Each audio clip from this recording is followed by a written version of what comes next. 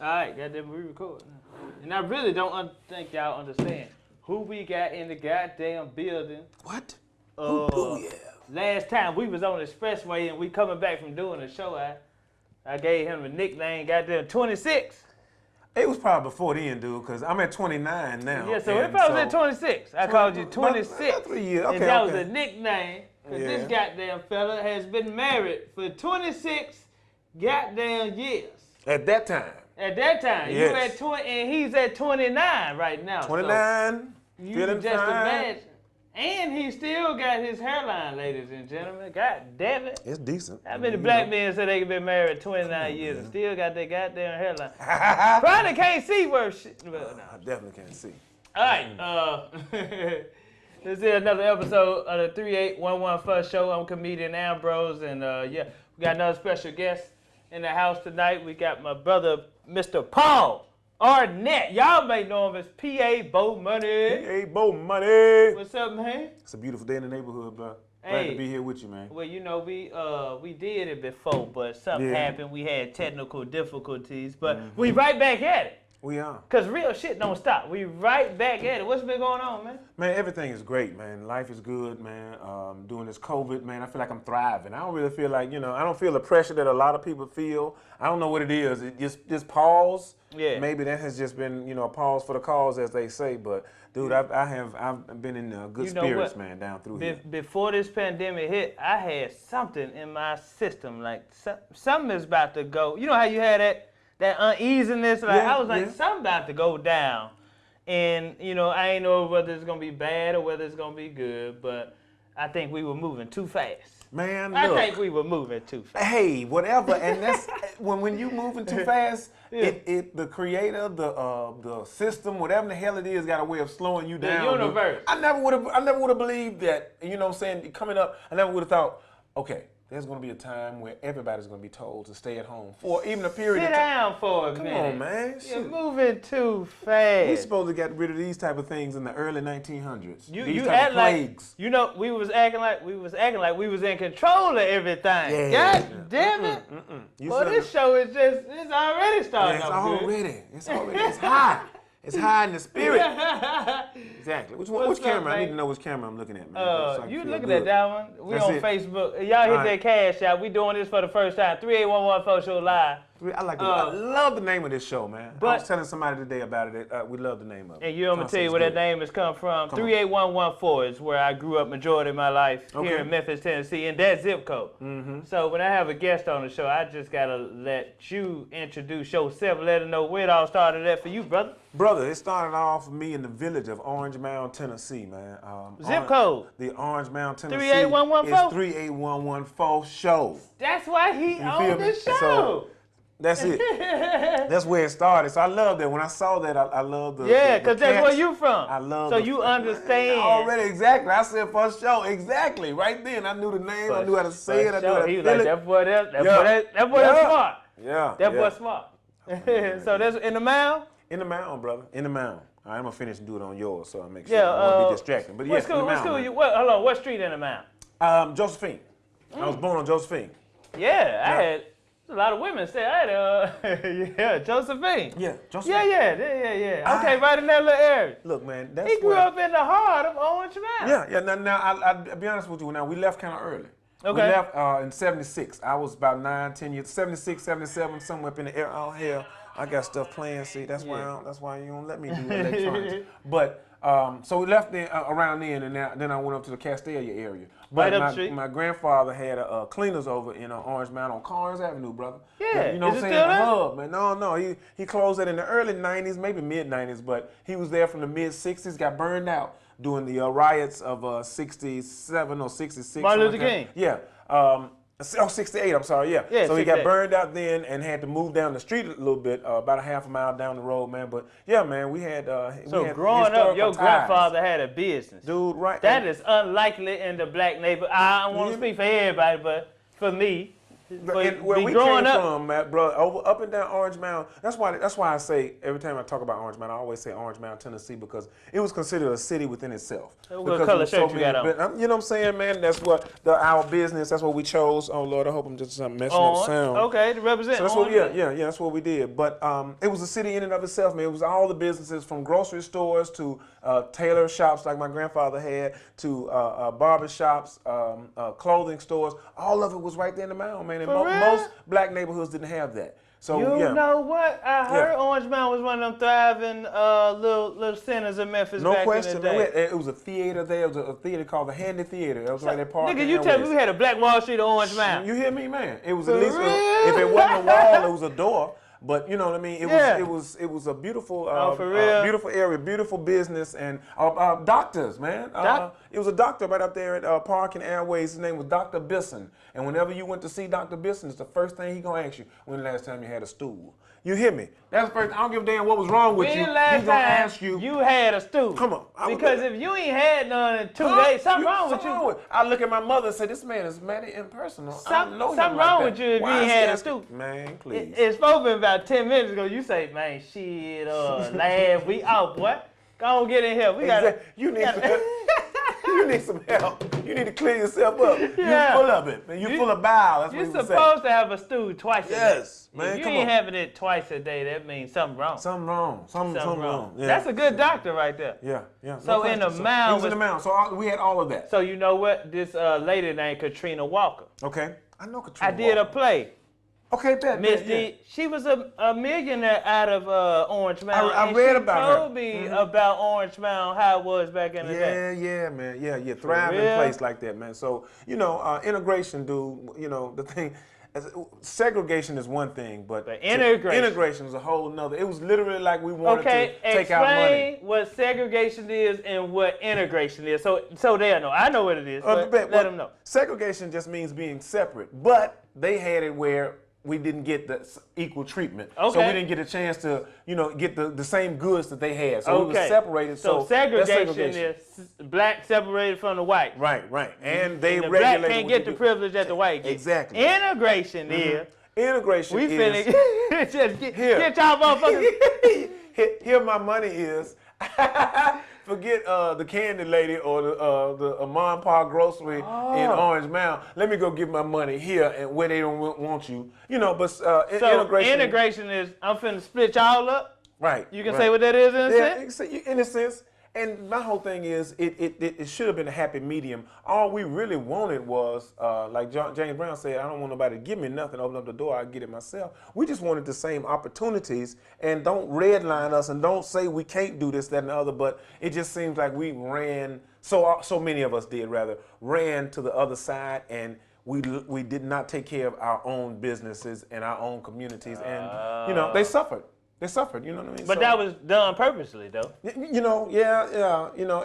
don't know. Look, dude, we never were taught economics. You feel me? Mm-hmm. When the enslaved people were released in 1865 on paper or what have you like that, they didn't have no economics class. Literally, I'm reading slave narratives that talks about they were released and the slave master would cry, you've been with me all your life, so goodbye. And they literally walked off the plantation. No knowledge of nothing. Like they could just go and do air heating or computer programming or farming. No. So then that's how indentured servitude was born. They were looking. One of them motherfuckers did. One of them slaves. Some of them get that. Some of them nigga like me. I'll be looking at that slave while that nigga working. I'm like, oh, okay, that's how you do this shit. Okay, that's how you get the water out the well. Because I'm observing like that. But you said the most didn't have the knowledge to do anything. Right, no, man. They didn't have the knowledge, man. They were just set free.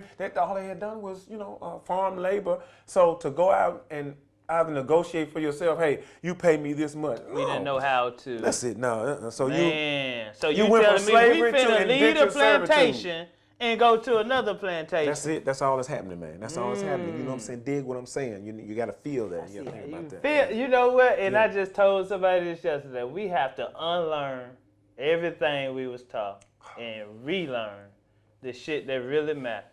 And what you say, it almost sounds crazy. Tell somebody you got to unlearn what you've learned. But if nothing else, bruh, these last 4 years under number 45 has taught me man, to hell with what they call the truth. You tell your own truth. Because every day he changes something. He does what he wants to do. Dude, he'll dog, say something. He'll throw something out that's totally false and then won't say nothing about it. Nigga, what the if hell? you ain't laughing at Trump, boy, that nigga. That dude I right just there. seen the interview. Nigga, this nigga is in a serious press conference. Dude asked him, was talking about goddamn climate control. Right.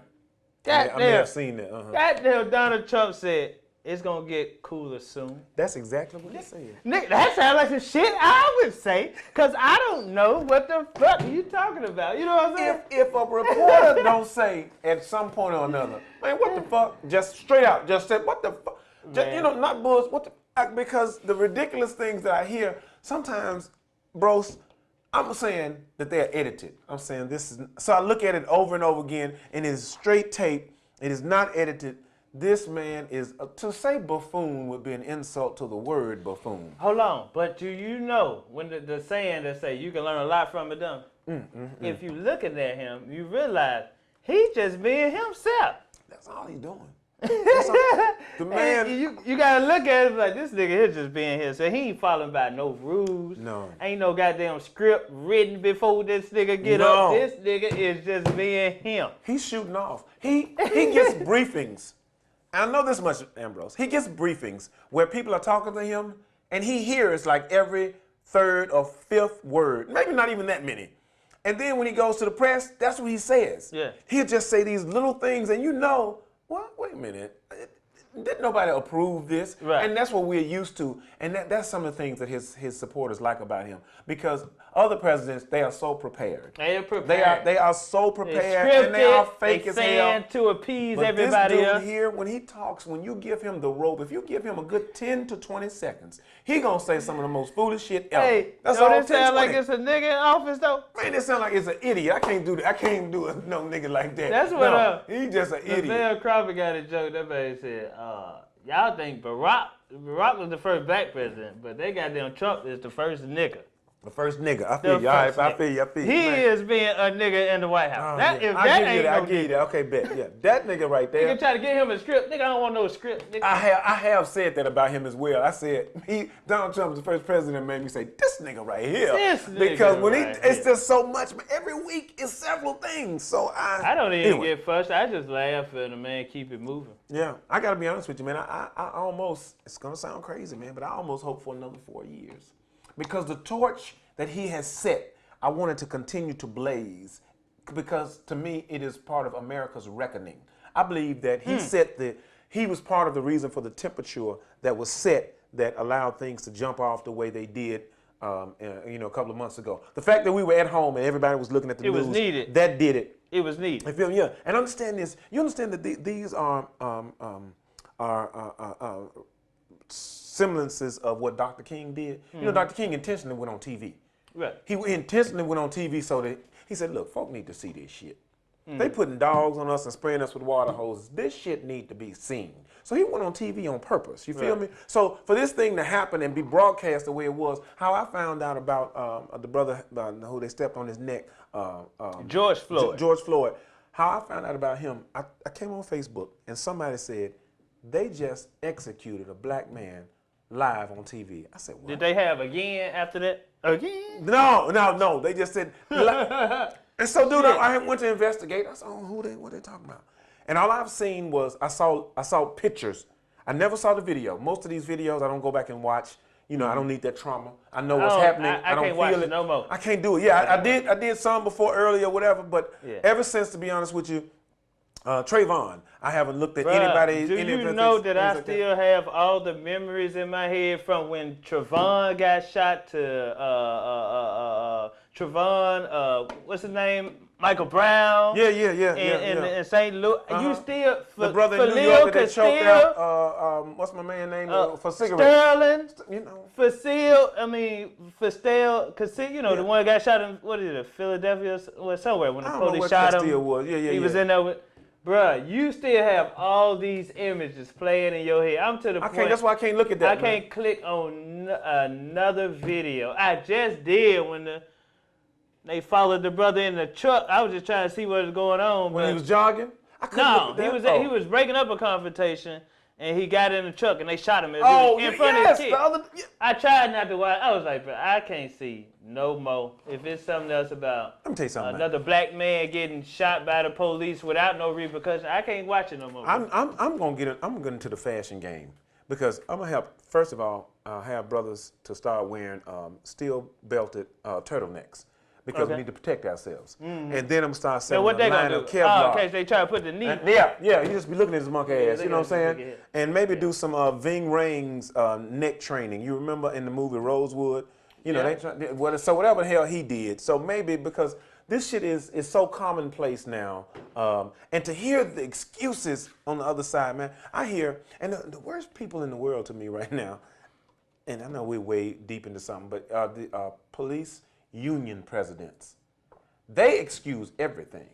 But the police union presidents excuse everything. Yeah, we on and they start alarms. About you. We talking about it. But do you know that the system really is not even designed for us to protect us? Well, it's designed, I think, against us. It's designed to protect them. Right, yeah. And designed against us. You feel me? Not just... So when one of them white cop kill us, they go to court. They gonna get taken care of. If we shoot a cop, man, I don't care who you got, you are finna get taken under. Right. Yeah. So why are we constantly trying to get these people sent to jail when you think we need to start taking retaliation? Hey, you know, people talk about that. I didn't want to say that, but everything else ain't working. It ain't working. Well, like people said, it ain't been working since the '60s. Like you say, the same shit was going on. Voting, right. So the '60s is when cameras started rolling. You feel what I'm saying? Shit was being said. So vote and trying to get these people arrested is not working because it is designed to be in their favor and not ours. By the way, I want folks to vote. So what we gonna do? I think voting is great. Now, I don't think it's the only thing. And I do understand when people say to me, man, we voted, we've done this and the other, and we haven't progressed. Okay, cool. I think we can play this game on many different fields. Now that we have the interweb, then you can be on there and do whatever it is you do on the internet. You can go out and you can have discussion groups, you can blah, blah. But I just think that voting is one thing. Now, I'll be honest with you. I know that when you vote, sometimes, even if you don't vote for the majority, whatever, it seems like you're voting for that person, right? Okay, last election, keep it real. I didn't vote for Hillary Clinton. I couldn't fuck with Hillary Clinton. Right. She was as bad as dude to me. Right. So I threw my vote away. I voted for a presidential candidate named Jill Stein. Now, we damn near hadn't heard from her since then. But I did not realize that the beautiful white women, I use that very sarcastically, would carry their ass out in the numbers that they did to vote for Donald Trump. Right. I actually thought women were going to vote for a woman. And so that's why. So anyway, I was shocked by that. I really was. I kid you not. You thought that? I bullshit you not. Yeah, you thought women was going to go out and vote. I thought women were going to vote for women, and white women at that. No. So you experienced that here in Memphis. You saw, you know what I'm saying, some racism. You stayed in Memphis majority of your life? I stayed in Memphis the majority of my life. I spent 10 years in Washington, D.C. Wow, come on, man. Come on. That's another mecca of black people. That's right. I went from Black City to Chocolate City. Yeah. When I left Memphis, man, it was a year out of high school. I was doing things like smoking and drinking, and my grandfather couldn't stand that. He kicked me out. Basically, he put a Greyhound bus ticket on my dresser one morning, and it was his dresser that I called my dresser. You feel me? Right. I really felt I was running things. He put it on the dresser. He didn't even look at me. My grandfather had glasses that were thick as Coke bottles. He didn't even look at me. He put it on the ticket on the dresser, and he patted on it, and he said, "I can't do nothing with you. I'm sending you up there with your brother." My brother lived in D.C. Okay. And that's why I went to live with, man. My older brother, yeah. And he's always been my mentor. He was always. My parents had me when I was a little old. They were a little older, you know. My birthday is November 21st, so check this out. Okay. 9 months before November 21st is February. Right. February 14th is Valentine's Day. My parents got married on February 11th. So either on the 11th or the 14th, they was bullshitting. Yeah. And you were conceived. Boom. That's how I come, right? So anyway, I was a surprise. So I ended up being taken care of. February 14th, Valentine's Day. Somewhere around that, them 2 days you conceived. That's between that because they were married on the 11th. 14. So they were He messing did the around. math. So that's it. He I was did like, the math. Mom and Dad, How I y'all- did. I subtracted. Y'all did the had math. unprotected sex I on, already know. goddamn it, No, I didn't. February the 10th That's at why- 9:30 p.m. Part of my mantra is celebrate life. Hey, And why that's you what they here? were doing. They were celebrating either Valentine's or their anniversary. They were celebrating. They made life. Boom. Here I am. It is what it is, man. It is what it is, Cool. man. So D.C., you in D.C. now. I love DC. A nigga from Memphis, now Yes. you in D.C. Moved to D.C. I was troubled. What and year? So my brother, in 1987. And Nigga, hold on, I was 5. huh? 1987. 87. Nigga, I was, damn. I was about to turn 5 20. years old, bro. So I was 19, about to turn 20. Nigga, I was 5. 5. That's it, brother. And I was up You in was D.C. 19. Yes, indeed. Living life.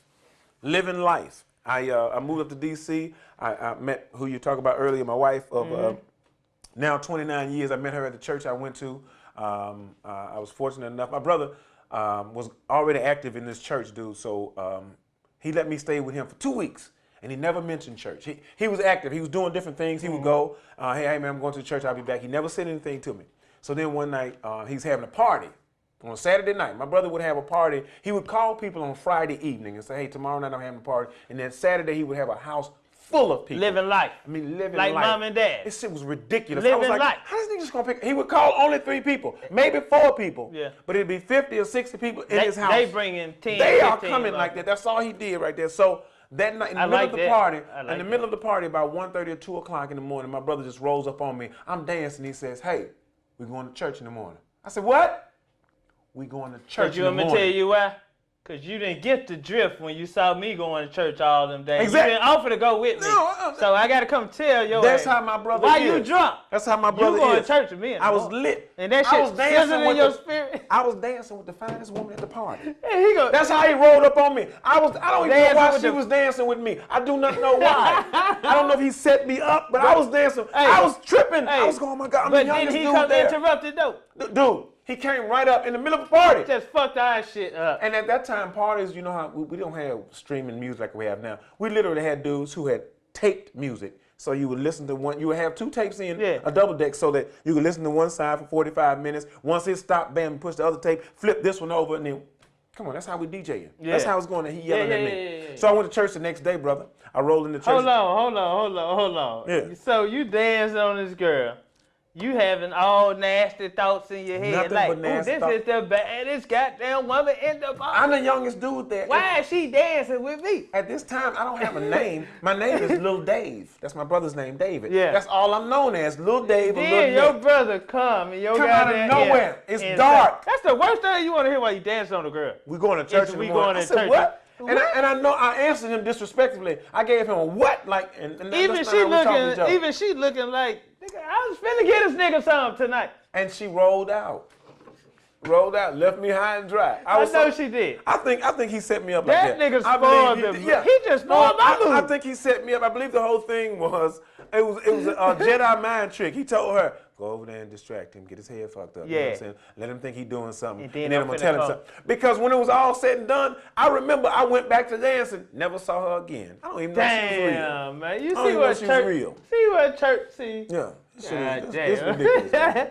So you went to church. I went to church that next day, man, and I'm being introduced to everybody because again, I'm Dave's little brother. Hey, this is Dave's brother, and he's already has established. He has a good reputation, so I think they are saying, oh, here come another brother like him, pretty much. And I am a lot like my brother, but not exactly. Now, but not then. yeah, not then. But dude, while I'm getting introduced to all these people, I hear somebody talking, and after I got introduced to the 3rd or 4th person, I literally said, hey, excuse me, who is that? And they said, that's Sharice, she upstairs. It was Youth Sunday. And they said, you know, she's doing a poem or something like that. I said, where is she? And they said, she up in the sanctuary up those steps. I didn't know it was 3.5 flights of stairs. But anyway, so I go up the stairs, bam, bam, she's talking. I roll in, I see her, and she's delivering this dynamic poem. And I don't remember if it was a Maya Angelou poem or was it her own, because at that time she would recite a couple of Maya's And at different that time, poems you at a time. really wasn't even paying attention. And I wasn't. I was, but I'm learning now. I'm To a the reader. poem, I'm a right, reader. right. But when I came up, dude, I was struck.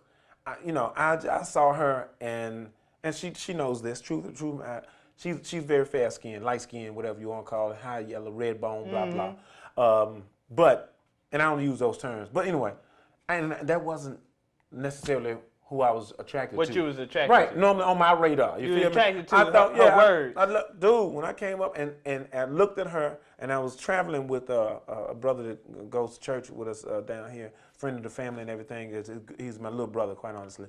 And I turned to him and I said, that's going to be my girl. And I literally meant, that's going to be my girlfriend. I'm going to talk to her. I'm going to mac to her. And I had no macking skills whatsoever, so I would have been scared as hell anyway. But he was like, yeah, for sure. And so as soon as church was over, I remember I went and asked my brother about him. She had a boyfriend, blah, blah, went through all that. And I let it go. And I found out she was still in high school. Okay. And now I'm was out. I'm a year out of high school. She's in her senior year. Okay. So Okay, that's good. I'm 3 years older than her. She good. Okay. Right, you know what I'm saying? Okay. That was her graduating year, as a matter of fact. So I got a gift waiting on her Hey, when she graduates. how old are you? No. Yeah.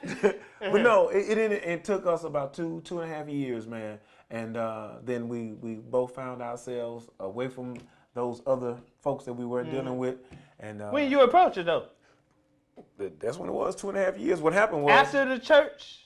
right. We just knew each other then. We were Okay. going to didn't the tell her same you church. was gonna be No. When I saw her, that's what it was. But as soon as church was over, I asked my brother, "Who is she?" Blah blah, and he said, "She is going with this guy. They're the sweetheart of the church." And literally, I said, "Okay, cool." I let that go. I still thought she was attractive. Right. It was all that, but so for the year and a half, 2 years, as a matter of fact, me and Dude got to be cool. That's one of my best friends. So Damn. after they broke up, literally, they broke up. He started dating somebody else, and he told me how much he liked this other sister. Within a week, I say to him, me and him riding, we're going across the George Washington Bridge in Southeast D.C. I looked at him and I said, "Hey, man, I like Cherie, man, and I know you dealt with her, blah, blah. I want to figure, are you cool with that?" He was like, "Hell yeah. I got somebody else I'm in love with." He still, we got married the same year. Yeah. So he's married the same amount of time I am. So he said, "Look, man, this my girl. I'm blah, blah. I'm good with that." So you that's going how about your you business. supposed to do it. You're supposed to check in with your friend first. With your friend. If that's what it is. And Okay, if I that's felt what that it type is. of connection to her. It wasn't Okay. just that I was attracted. I was very attracted. You still said, am. yeah, I know But- you dated her. I know you dated her, so let me say this. I just got strong feelings for her. and I'm gonna come Do to you you for real. mind Right. And he was like, if blah, I blah. get comfortable? Right. And kick off. And I don't think he These shoes. Okay. I don't know if he believed it or understood, but Yeah. immediately I said, "Hey, I like you. I like you." And we had us a conversation one day, dude, for an hour. And I knew then and there, oh, that's my girl right there. And soon thereafter. And 29 years later, 20 here years y'all later. go. Come on now. We're going to be How 30 many years kids? in April. 2 wonderful, beautiful children.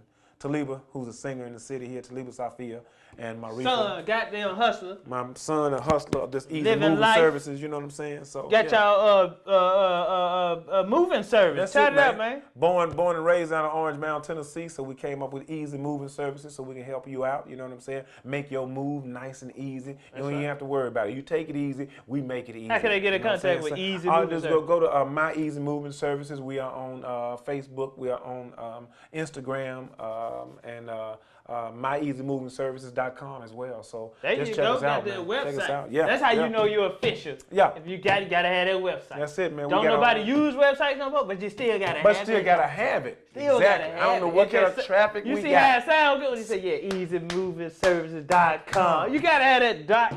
That's it. Because the .com, that's the end of everything. That's it. Once you say that, people Once like, you oh, say he- .com, he official. that's the end. .com. I just came. That's the goddamn end. Boom.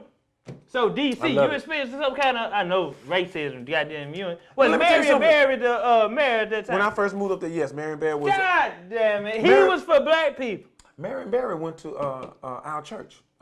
My church was.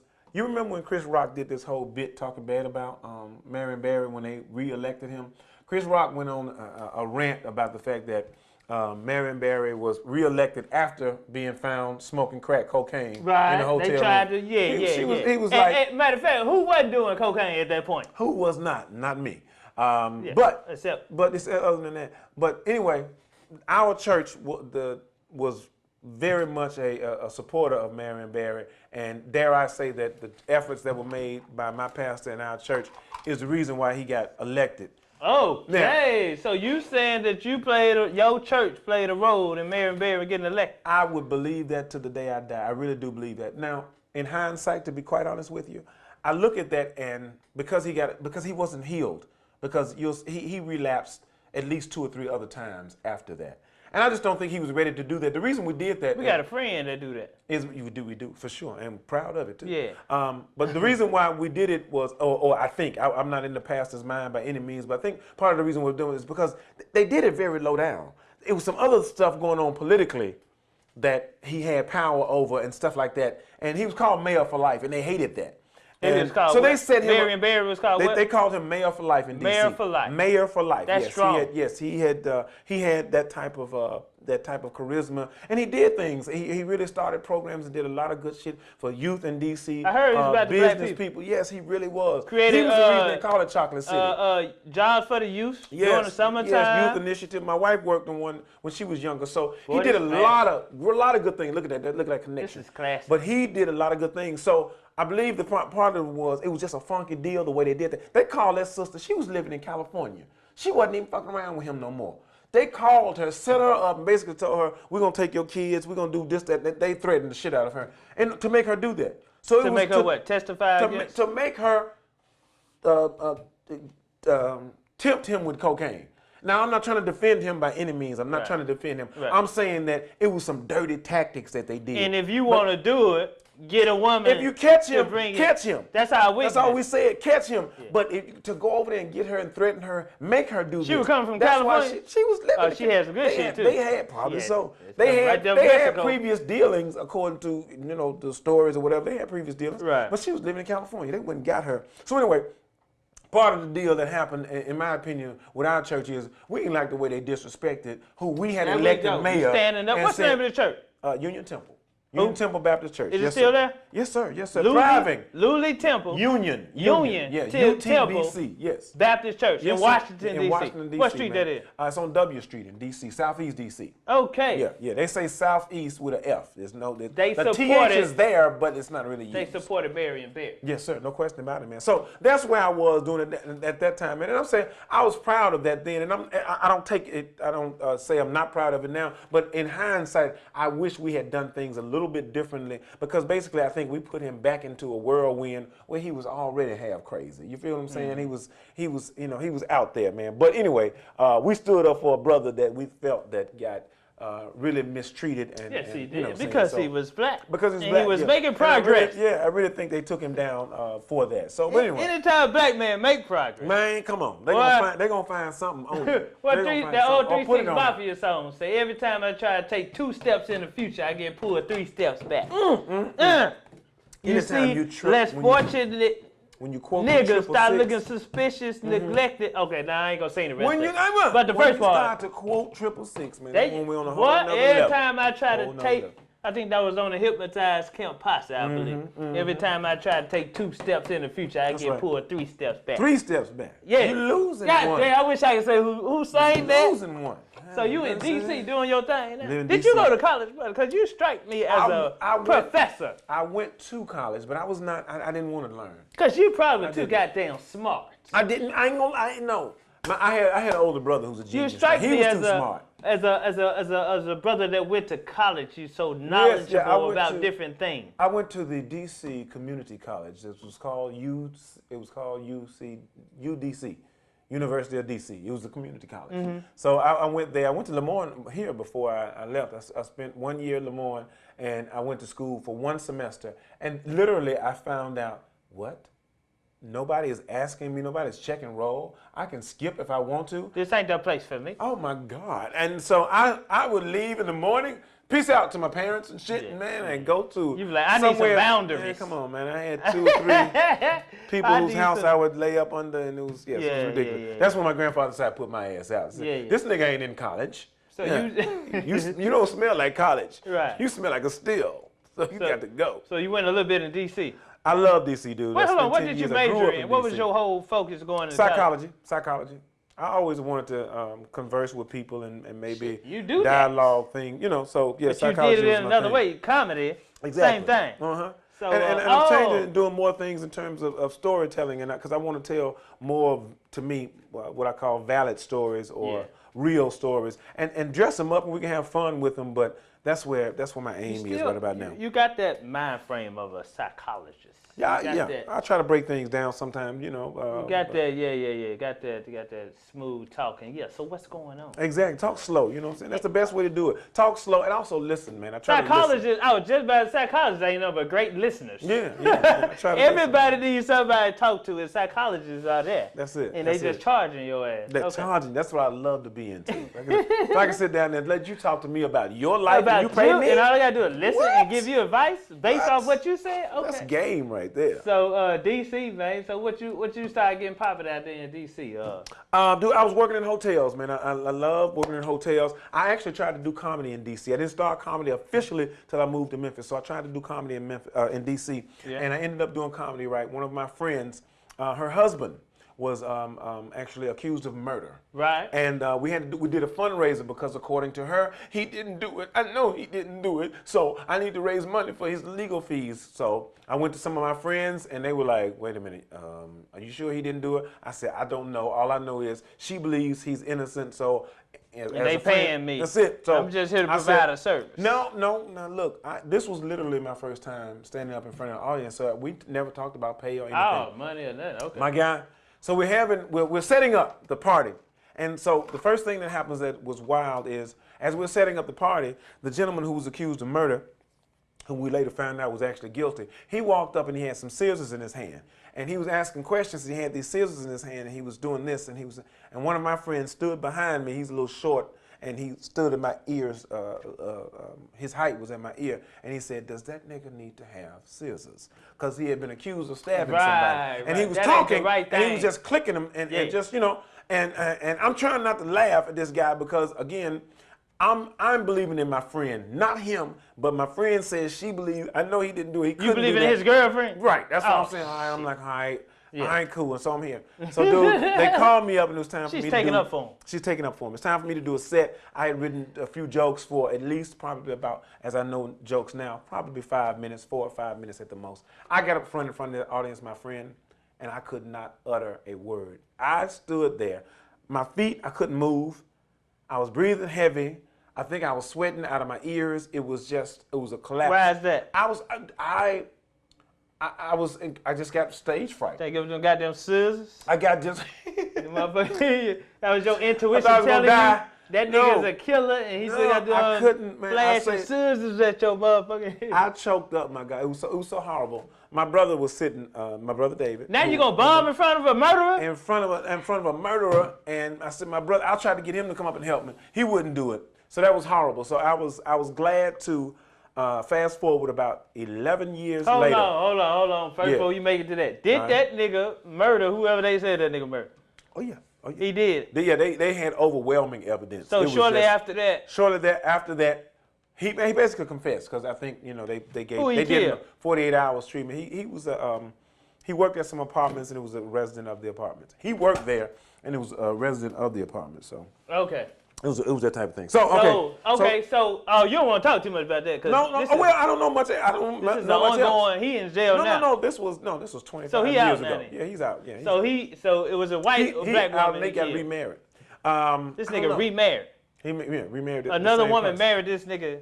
Same person. Same person. I don't. He might be too. Oh, he married to the same person. Same woman. She's down.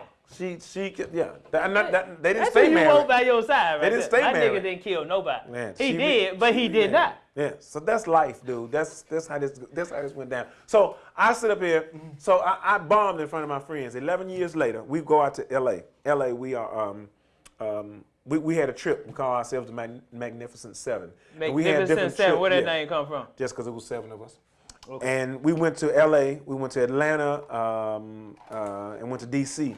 And so when we went to L.A., I go to the Comedy Store. Comedy Store has open mic on Sunday nights, the early show. They have a 7 o'clock show and I think a 10 o'clock show when they do Chocolate Sundays. Hold on. We back.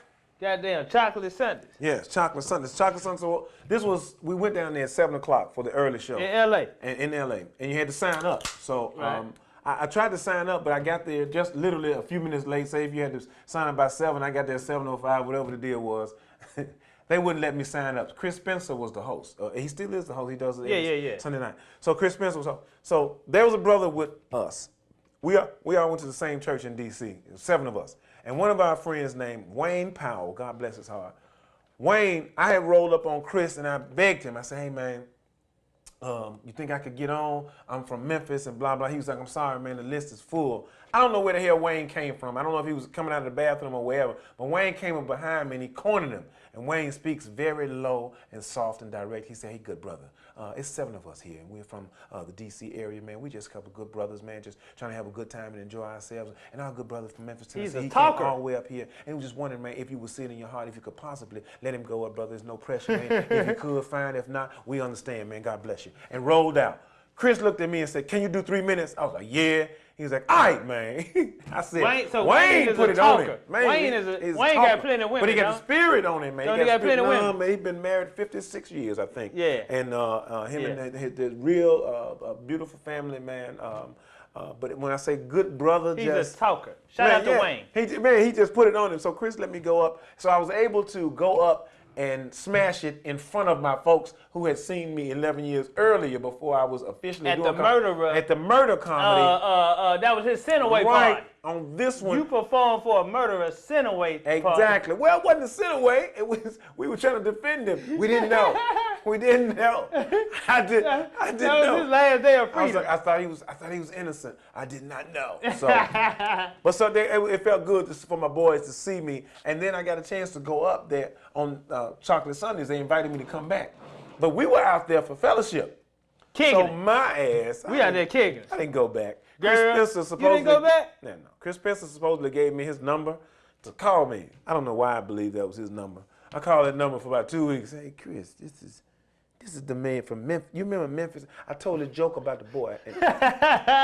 So you didn't go back the following Sunday? I didn't know. I was supposed to go back that night, later on that night. We were in that area of LA. Y'all was kicking it. Right, that's all we were doing, just kicking it. And you wasn't taking comedy that serious. Went through. Right, I was taking comedy serious, but the fellowship that we were having, that's why we were there. You wanted to go live life. We were literally just like mom and dad. Brother, we were just hanging out. These brothers, we wasn't what you call wild. Y'all just going to have fun. We gonna talk a little shit and have fun, drink a little something. But we are all, a good folks that we wanted to hang with each other. I feel. Now you do have 1 or 2 brothers, they're gonna roll out. They be like, yo, I'll be back in a little bit. Now nobody in my group of 7, nobody smokes weed but me. Mm-hmm. So it was difficult on me because I flew to LA and I didn't feel comfortable enough to carry it. So them first 2 or 3 days, we were there for 5 days. Those first 2 or 3 days, I'm going through withdrawal symptoms. I can't eat. And they were just like, hey, man, it's go ahead okay. and eat you something. I'm like, man, y'all don't even understand, man. I enjoy smoking. That's a prime for me. So ended up, we in LA. If you the right kind of brother, and if you can look, give one of these here. Lomax. He Lomax give you got back. that look. He can tell who got the weed. That's who trained me. You can tell. That's you be pointing at your homeboy. You be like, hey, that nigga That's got who weed. trained me. I can tell the way he dressed, the way he talked, his whole demeanor. That nigga got weed. Comedian Lomax trained me. We were in New Orleans. Yeah. And we didn't Lomax have any weed. find some weed. We stood out front. He looked left and he looked right. And he said, okay, this looks like the area. We walk down the street. We go down to a light. I don't know, that was maybe 2 or 3 blocks. When we get to that block, he looked left, he looked right. Okay, this looked like the way. When we took that second right, we walked, promise you, bro, about 2 houses. He looks across the street, and then he pats me and says, let's go over here. I didn't even see them make the eye contact. Man, we cross the street. Lo takes a right. Him and his brother meet up by a trash can. He says, all right, let's go. I said, what happened? That goddamn Lomax. Man, I'm telling you, the shit was so fast, man. And so he taught me how to do that. So when I met up with somebody in LA, it was a very similar thing. We made the eye contact, came over, got some weed. What can you do, man? When you on homes, anyway. A little bit. Not much, just a little bit. So I'm old school. Keep the Hanks off me, you know what I'm saying? I just want a little something. And they have different strains of herb out there, man. So, I got something called Blue Monkey or something like that. And Back so then? What year was I'm this? doing like that. This was maybe 2005, 6, somewhere in there. And it was called Blue something. If it wasn't Blue Monkey, it was Blue Lagoon. The shit was blue.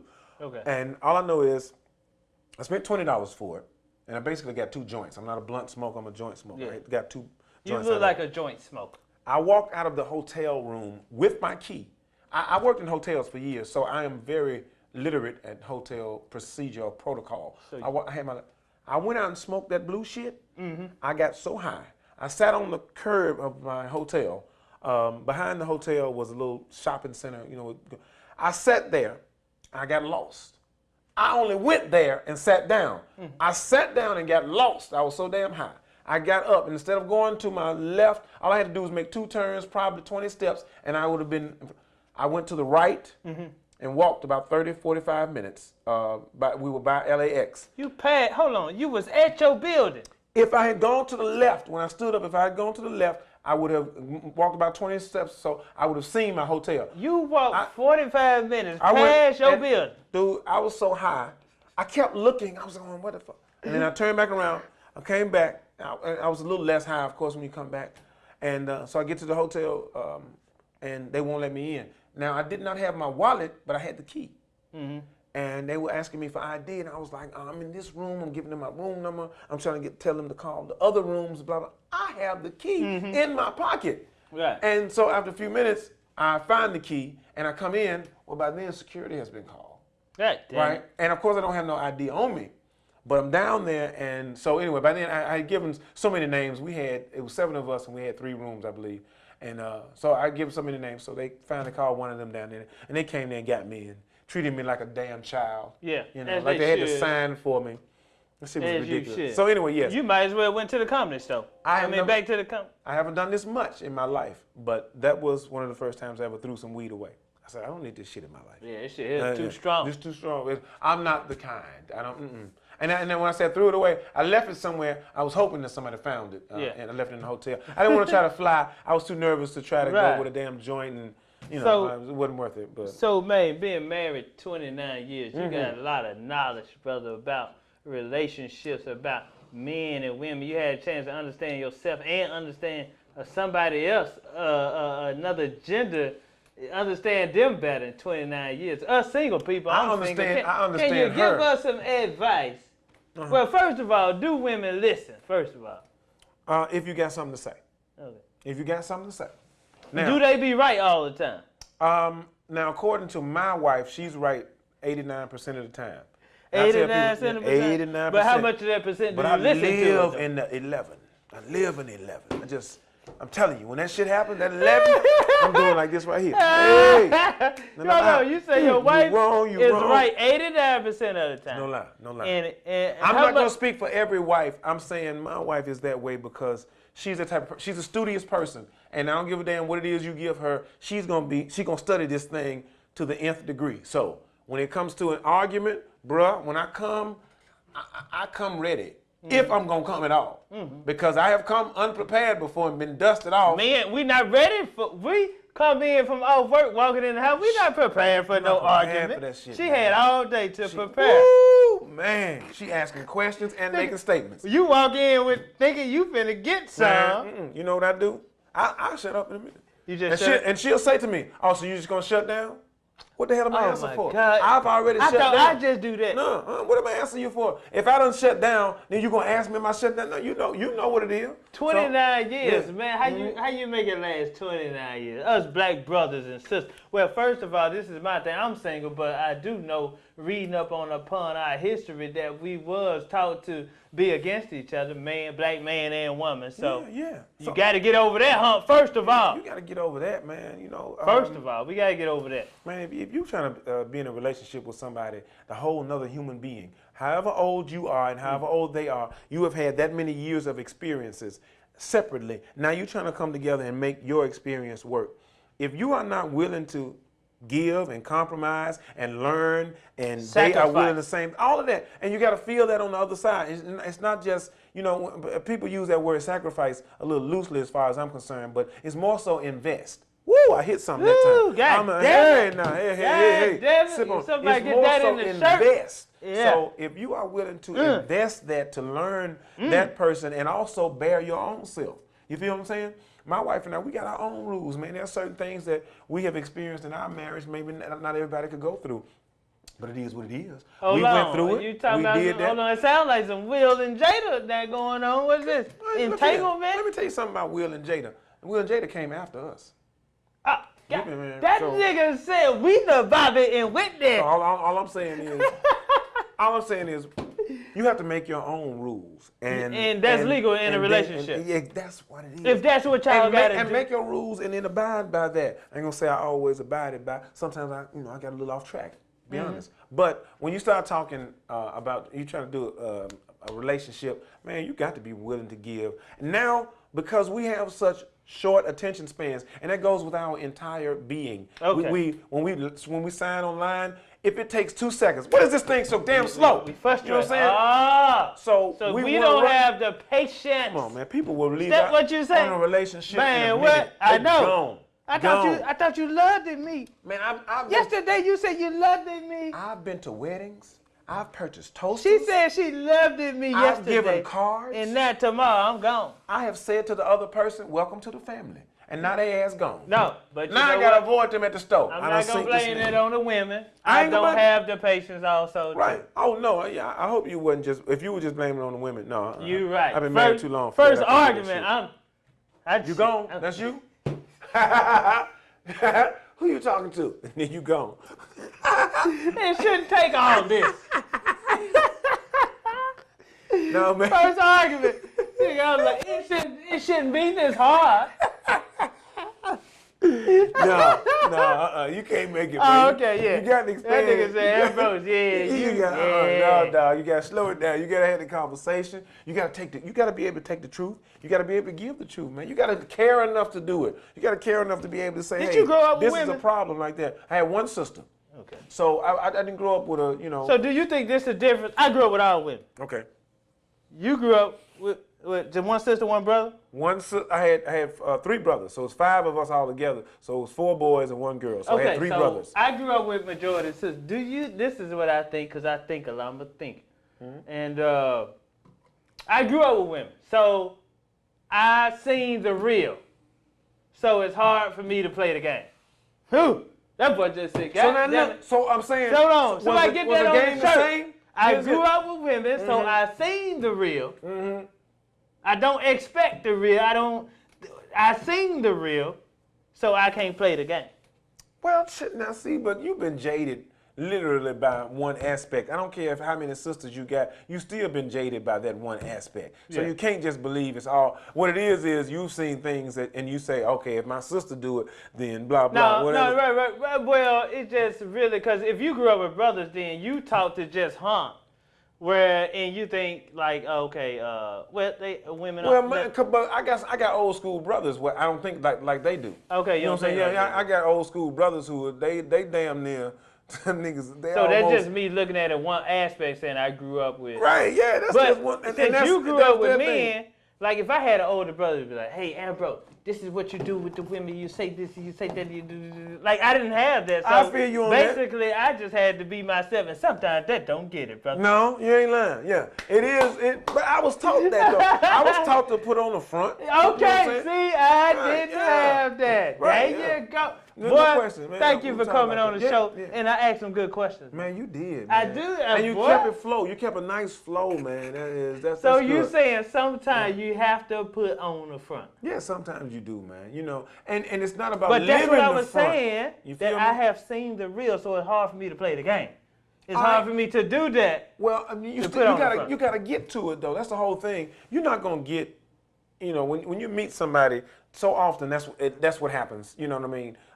There is some kind of front because he has his guard up, she has her guard up. Sometimes when people say I'm trying to put my best out there, it's not always your best. A lot of times people are they're trying to put out what they think is safe enough that won't get hurt to let you try it out, and they're trying you out at the same time. So you know, you do have to give up something. The sacrifice that I think you have to give up is vulnerability. Or you know the what I'm saying? investment. And that investment is saying, okay, cool, I'm not gonna hold you accountable for any bullshit that I have been through. That's what really happens. Is that I'm not gonna hold vulnerability? well, that's accountability in terms of I don't want to hold you responsible. I want to start fresh because so often, you know, we deal with whatever we're the sum product of our experiences. Yes, we so are. that you know, if some sister did you wrong, or you felt she did you wrong, or you gave up and she didn't respond the way you thought, now it's all sisters, and it's like. Let me tell you what I have been surprised by. Brothers, or all brothers. Right. Let me tell you what I've been really surprised by this week. Okay. And, you know, It is what it is. Come on I've out. been This is the surprised by how 3811 many. show. Come on out with it. I have been surprised by how many brothers are nah over Cardi B and her dude breaking up.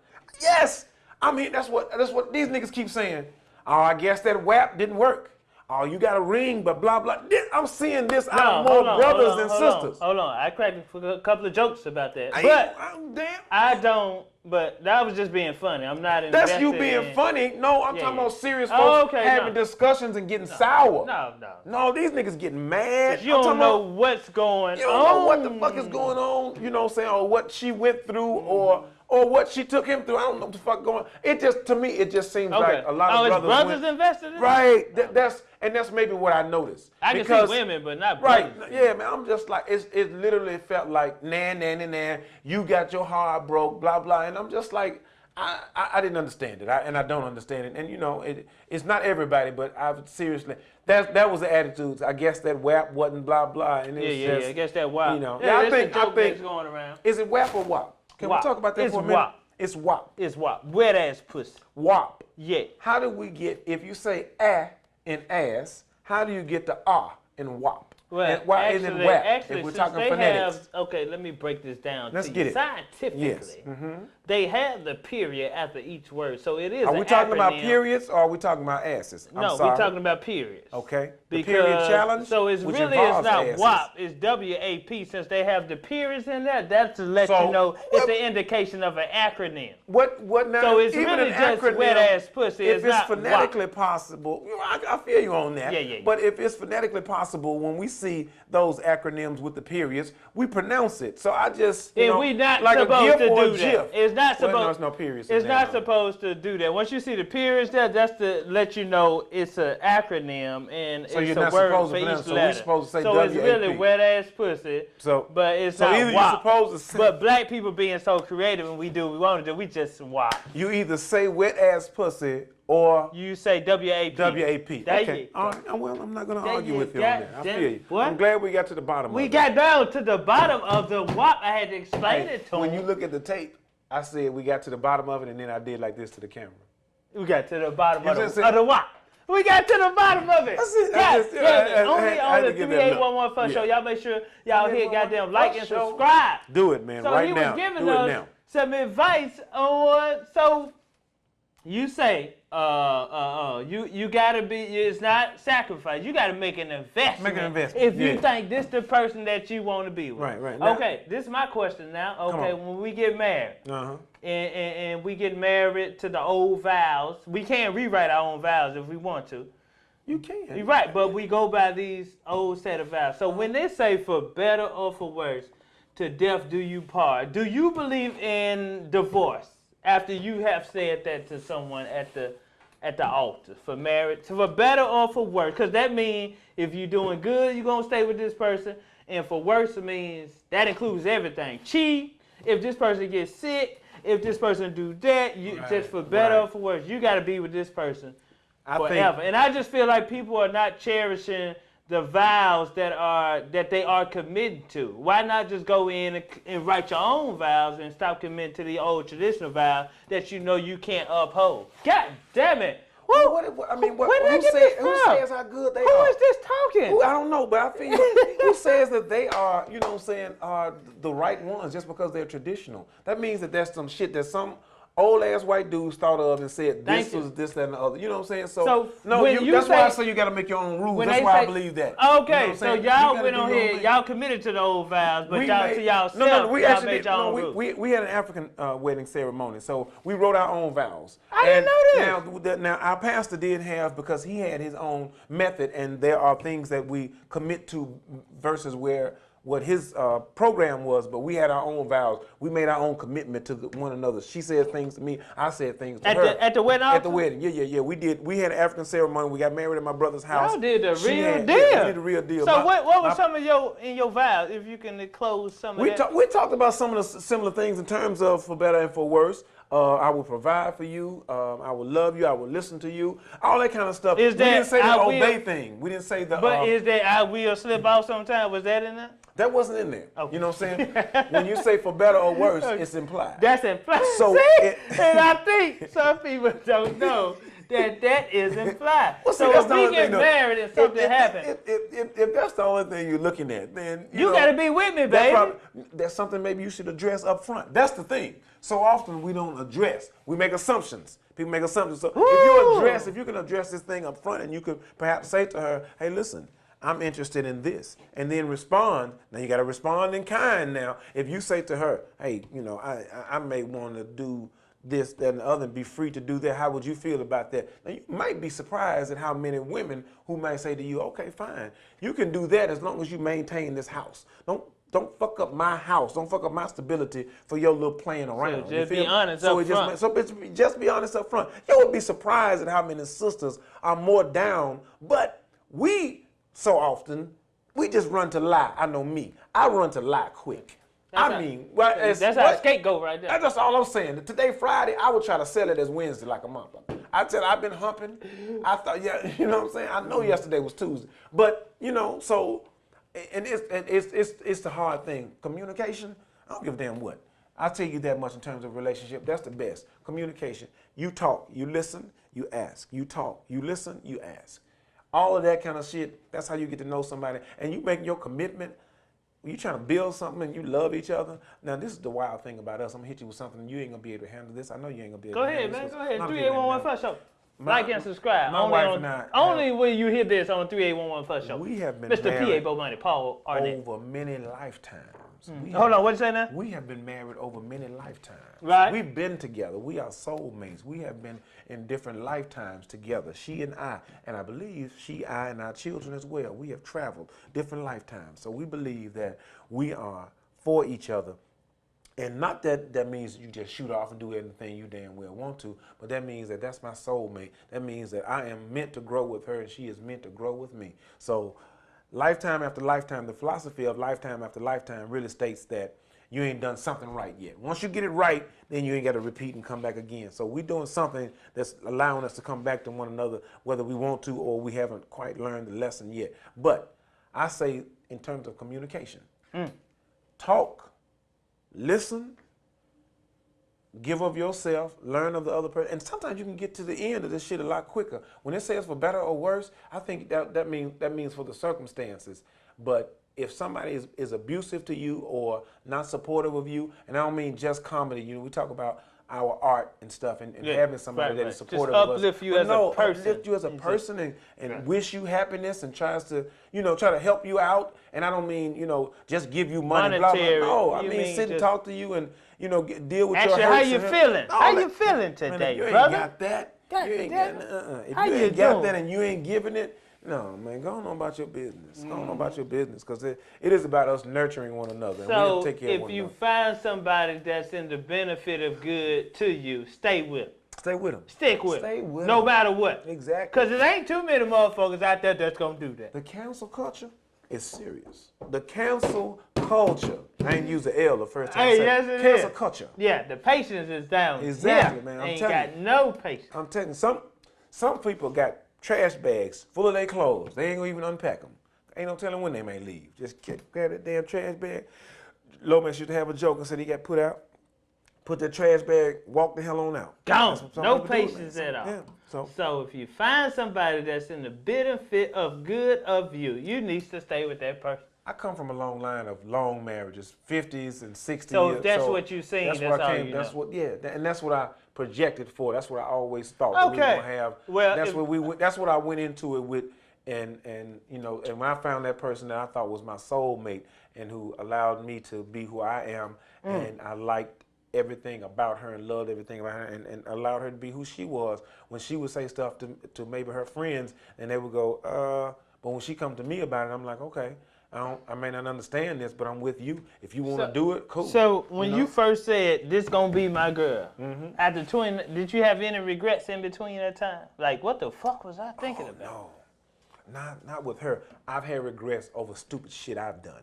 Oh, You feel me? ooh, that's in self-accountability. Right, that but boy's no. just taking accountability. Yeah, that's right. Yeah, God damn because it. so often I could have. So you wasn't mad at nothing she did. No, You was no. mad at something that. Oh yeah, and that's just real. You feel me?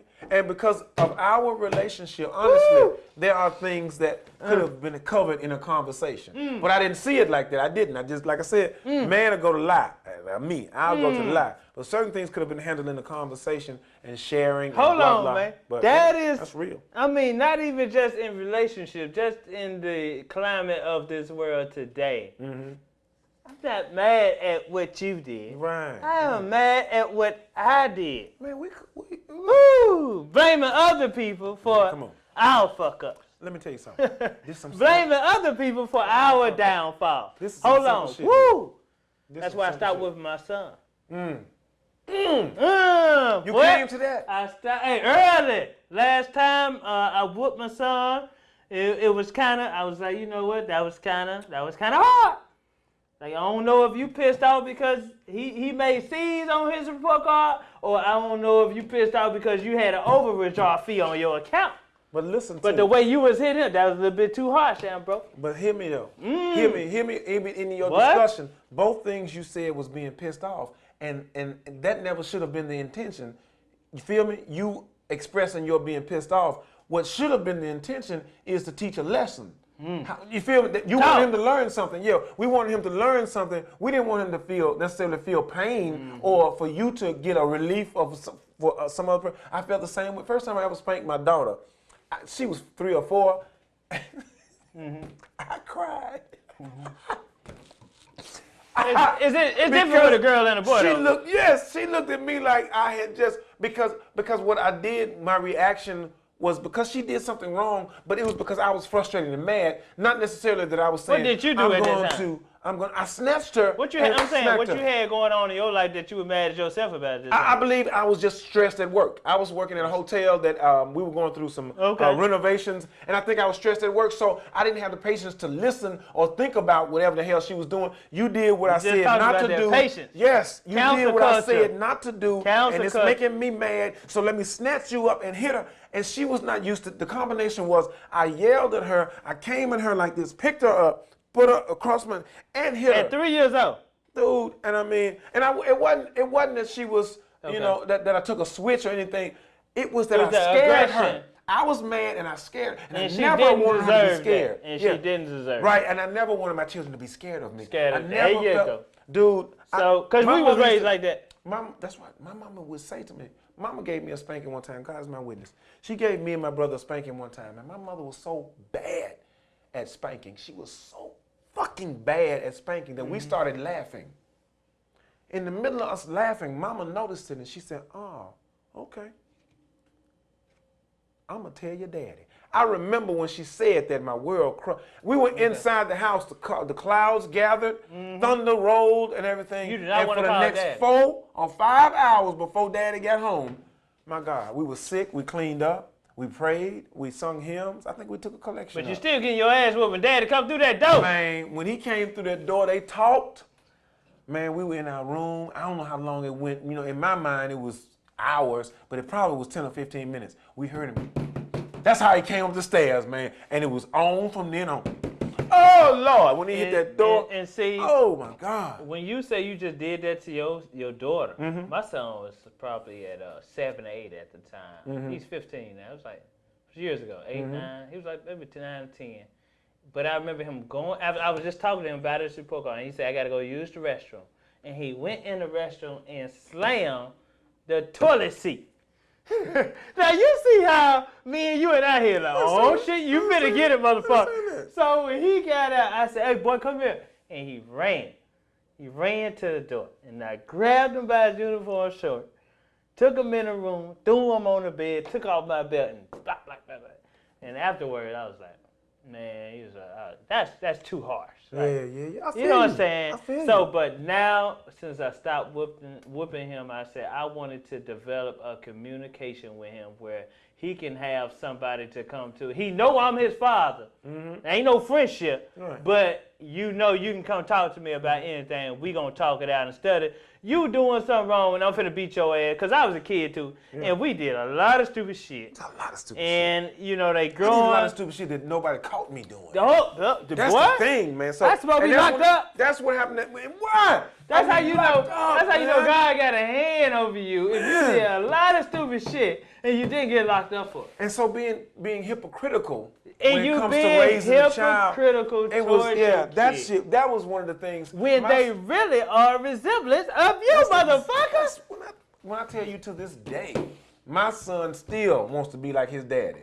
That man is 26, 27 years old. He still wants to be like his daddy. Before we get that, go holler at your social media info and everything. Let everybody know where they can find you at the moving service. Listen, it's Easy Moving Services, or it's My Easy Moving Services, and myeasymovingservices.com. We are on Facebook. We are on Instagram. Follow us all over there, right? And also check me out. Hold on, what's the website? myeasymovingservices.com. Say it again. myeasymovingservices.com. Okay. We'll make your job easy for you if you have a move, so we take care of that. Y'all nationwide or just in Memphis? Right now we are local, but we're doing state moves. But somebody call you from somewhere else and that money, right? We've done Atlanta, we've done South Carolina, we've done North Carolina, we've done Nashville, so we have done several things outside of the city. So our expansion, we have 2 trucks now. Yeah. We started off with exactly 0 trucks, moved up to 1 truck. Got a second truck about 4 months ago. So, man, we're moving right up, and it's all about progression. 3811 show started off at 0 subscribed. Come on. Now we got 73. Woo! And we over 60 hours watched. Come on, man. It's all about progression. That's all it is, man. Little bit. Do that. Damn I want y'all to check me out on, if you go to Facebook, check out Black Dudes Do Yoga. That's my thing. Hold on, we got to get into that because I always been interested about yoga. And then I got a good friend that's about to be a yoga instructor. How did you get into that? Because I always been curious about that. I started studying yoga, to be honest with you. I read about yoga, and I learned that you could do a tree pose, and you're not moving, and you're exercising. Literally, that's what I heard. I said, wait a minute. You're exercising, you're not doing anything, and you're just standing there. But what activates in terms of you stretching, you're stretching north and south. The activity of yoga, gravity, and meditation. I love it, man. Gravity, and that's what all it is, man. That's all it is. Gravity taking place. That's it. Yep. Using body weight. And man, look, I'm 52. Let gravity do its thing. And let it do its thing. I'm 52, man, and I proudly say that I work a moving company, and I work routinely with guys who are 20.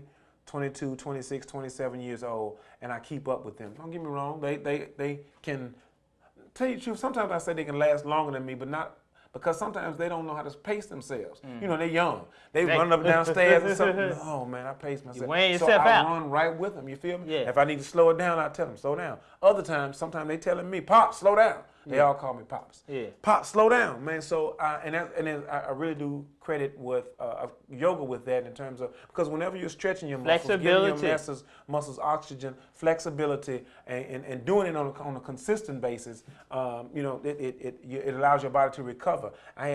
We did a lot of moves yesterday, and I was tired. I was worn out, but I came home, I stretched. I got up this morning at 4 o'clock. I generally get up in the 4 o'clock hour to stretch. I did a yoga routine, and man, I'm feeling good. I had 2 more moves today. And physically, for a guy my age, man, who doesn't, I'm not a gym rat, never have been, but I've always loved I have an exercise program I call Stretch Yoga Pilates. I do stretching, I do yoga, I do calisthenics, and I do Pilates. I ain't playing with you. When I'm so serious. Now listen, right now somebody join?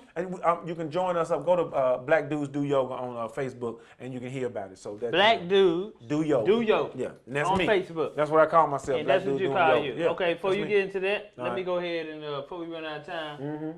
My comedy special, Say It Loud, it's on a 1 gigabyte USB drive. 35 minutes stand up on here, 15-minute documentary. Funny as hell. That's me and my son. Shout out to my son, Ashar. I love you, boy. These my herbs, Seamoss and Bladderwack. Man, I'm glad you're doing this kind of stuff. I've been peeping 2 of the most powerful herbs Dr. Eby talked about, marinated in 80 proof vodka for over 6 weeks. Let me ask you something. You can boil these herbs, but the water ain't gonna extract all the minerals out like this goddamn 80 proof vodka alcohol do. And after 6 weeks, look at that. So if Seamoss got 92 of 101 minerals that your body need, that's in there. If Bladderwack contain the other 9, that's in there. Both of the herbs come out the ocean full of iodine. That's in there. So that's good. Iodine good for your thyroid, man. This here boosts your immune system. This is how I've been surviving during the COVID-19. It's good for libido, and it also aids in weight loss, man. This is like, and you take it sublingually under your tongue. Take 2 full droppers under your tongue twice a day. Your salivary glands under your tongue gonna take it straight to your bloodstream, so it's instant. Not like a pill, you gotta wait till it go to your digestive system and go through all the food you just ate. This here you ever seen your grandma and them take a BC under their tongue? I've seen it. That's because your salivary glands under. Well, I'm a certified pharmacist. I should be. You know what? It's too much knowledge on this show already, man. Yeah, it is. It's too goddamn. We got charged for this goddamn show. Just drop it on them. So it's instant, man. I got on this because I went to school about modern medication, and I know about the side effects from pills and all of that. So I just did my due diligence, man, to get on natural herbs, man. Seamoss and Bladderwack come out the ocean, man, and just when I say it's good for your libido. Huh, man? Yeah, you know, ain't no Viagra. Now, see, my recommendation Because if you to take men, too many Viagra pills, it's gonna make you go deaf. There's a lot of side effects to the pill. But goddamn, you got natural herbs. Comedian Ambrose.com. Huh? Is maca in there? Maca? Yeah. Maca is that's good for your libido. It's also good for energy. But Seamoss and Bladderwack, that's what that is. Just Seamoss and Bladderwack. Seamoss and Bladderwack. Instilled in 80 proof vodka, man, for 6 weeks. In this case, 8 weeks, because I was too lazy to drain the herbs off of it in 6 weeks. So this been marinating in 80 proof vodka. And you look at the color, come on, man. It started off clear at first. And, man, when I tell you I just been feeling good, that's why I really wasn't worried about no goddamn pandemic, because I had been on this since January of last year. Dale Givens' husband, Tony, taught me about that. Shout out to y'all, my shout out. Straight up, man.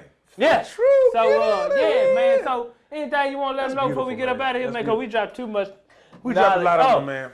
We got to say this. Thank you for tuning in. This is the 3811 First Show. First Show. We got to say it together. That's it. Thank you for tuning in. Thank you for tuning in. This This is is the 3811 First Show. Go and drop some more knowledge there. Matter of fact, the 4 rules you told me last time we did it.